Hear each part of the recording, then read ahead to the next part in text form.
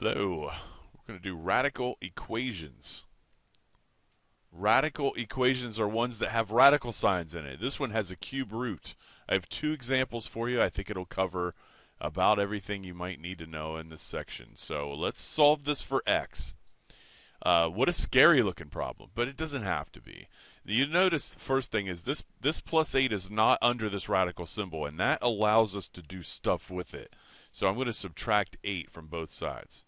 What I want to do is play a game called isolate the radical symbol. So this would be minus 4 over there, and I would just bring this straight down. So that's still the cube root of x plus 2. If you don't know, just review here real fast. The cube root of something like 8, the cube root of 8 equals 2. Why? Because 2 times 2 times 2 equals 8.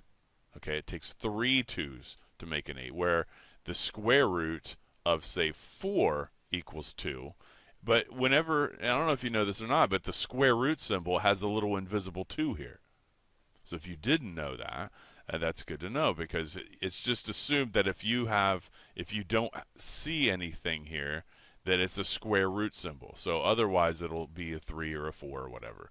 Now, to solve something like this, we have to get rid of this cube root sign, so which means we have to cube both sides. So I'm going to take both sides to the third power. And when you cube a cube root, or likewise, when you square a square root, it gets rid of everything. So on the left side of this equal sign, I have negative 4 times negative 4 times negative 4, which is negative 64. Okay, and you can just type that in there. On the right side, the cube of a cube root is just going to reveal the x plus 2, and that just goes away like that. So solving these are quite simple. And then I would just subtract 2 from both sides, and x would equal negative 66. Negative 66. And we will check that. Negative 66 is correct. All right, so let's go to the other one. Now this other one is rated M for mature. It's much more difficult, so let's plow through it. All right. Like I said yesterday, the best thing you have is your eyeballs, and if you look at this, I can't isolate the radical. All right, these are not the same. I can't do anything with it except go ahead and square both sides. Now remember, these are square roots. So what I'm going to do, super careful, is square both sides. Now watch the right side of this. I have to do that. Okay, I have to do that. I can't square each one individually. I have to do the whole sides all at once, which means that's going to turn into the ugliest FOIL problem you've ever seen. Okay? All right, let's do the easy side first, which would be the left side. The left side would be x plus 10. Okay, boom, done on the left side. On the right side, I'm going to come over here and I'm going to write this out. Okay, you do not want to get in a big hurry on this, because a boo-boo will cost you more time than going slow and steady. That's pretty much a rule in math. All right, so we got to FOIL this. Okay, first step, 5 times 5, well, that's 25. Now, 5 times negative radical 3 minus x, the way you would handle that is you would write minus 5 times 3 minus x, like that. Okay, so 5 times that is just, you just put the 5 in front. Okay, just like it's a variable, like 5x. It's 5 radical 3 minus x. Now the inside step, okay? Negative radical 3 minus x times 5 would be another minus 5 radical 3 minus x. And then the last step, well, if you think about it, I'm multiplying something by itself. So I'm actually squaring that. So when you multiply that last step, the L step in FOIL, if you have your radical here, that's going to turn into a plus because they're both negative, and it's just going to be 3 minus x. That radical symbol will disappear because I'm essentially squaring it. Okay, I'm multiplying it by itself. If you need to back this up and watch all that again and listen to it all again, do it. But let's now simplify this mess. Okay, so we got x plus 10 equals, and then we're just going to start simplifying right off the bat here. So I got 25, I'll circle some like terms. 25 and 3. Those can be put together. Okay, the red circles can be put together and make 28. Okay, let's go to a different color like green. I have minus 5 times radical 3 minus x and another minus, and these are like terms, so I can subtract those and get minus 10 radical 3 minus x. Okay, that's just negative 5 minus 5 would be negative 10. And then the minus x, don't forget that, is still sitting there. It has no friend, so we just put minus x. All right, now we're going to simplify further. Okay, remember, we're playing a game of isolate this radical sign right here. That's what we're doing. Okay, we're trying to get this thing by itself. So the 28 and the minus x, that's going to be dumped over here. Okay, now, let's do some mental math here. If I add the minus x over here, what do I get? That's right, I get 2x. Okay, everybody see that? I have plus 10 here and positive 28 here. I'm going to have to take this 28 over, which means I'm going to subtract it. Let me get rid of that circle just to make my work clean there. I'm going to have to subtract it, so what do I get over here for numbers? Minus 18. Okay, now what's left? Minus 10 radical 3 minus x. Okay. Next step. The next step is going to be to try to get 3 minus x by itself.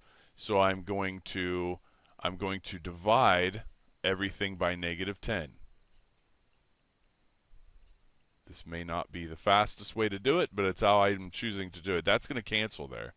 And on the right side, I'm going to have radical 3 minus x all by itself, which is good.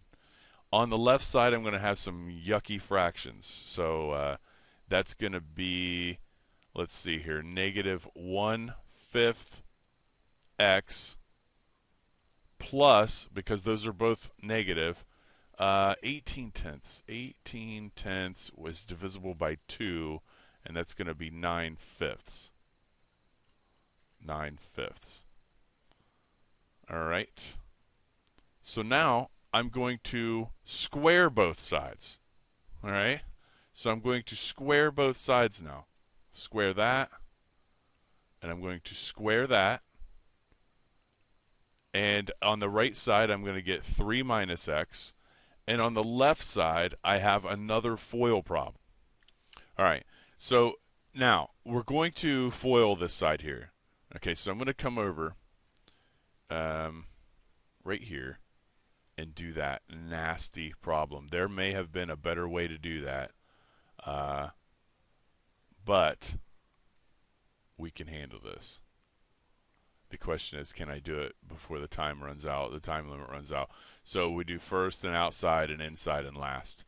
Okay.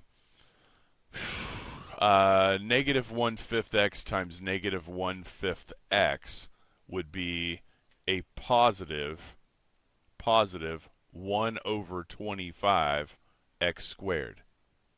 Okay? And then the outside step, negative 1/5 times positive 9/5, you just multiply straight across. So that'd be minus 9/25 x. And then the inside step would be another negative 9/25 x. And then the last step would be what? Plus 81, that's 9 times 9 over 5 times 5, which is 25. Okay. Oh, man. So now I'm going to take all of this and write that in here. And I'm probably going to have to copy this and put it on a different slide to finish this. 9/25 x plus 81/25. Let's see if I can do that. And I'll hit copy. Fade that out. Move that back. Paste. Okay. By the way, that term right there will just come together, and you'll get negative 18 over 25. But let's go ahead and do that part. So 1 over 25 x squared minus 18 over 25. I could do that because the denominators are the same. X plus 81 over 25 equals 3 minus x. What a great problem. Okay, now I'm hating these fractions. Let's multiply every single thing by 25. Okay, 25. So I'm going to multiply that side by 25 and distribute. And I'm going to multiply all this by 25. Here we go. So that's going to cancel, leaving me, blurt it if you know it. What would go here? X squared here, 18x, and here, 81. The 25s just cancel everything. And over here would be 75 minus 25x. Okay, setting this equal to 0. This is starting to look like something now. Setting this equal to 0, I'm going to take the negative 25 and the 75 over here. So that's going to be x squared. And we're going to have negative 18 plus 25. That's going to be, what, 7? So plus 7x. And I'm going to take 81, this 81 and this 75, and subtract them. So 81 minus 75 is 6. So that's plus 6 equals 0. Hey, look, it's a quadratic equation. We can now factor this into 2 if you like factoring, which I'm going to do because it's fast. And it's going to be plus 6 and plus 1, which makes, and remember, that's equal to 0. So if we need to figure out what makes each of these things equal to 0, what would make that 0? Negative 6, that's a solution. And this, negative 1, which is a solution. I told you that problem was rated M for mature. I will talk to you later.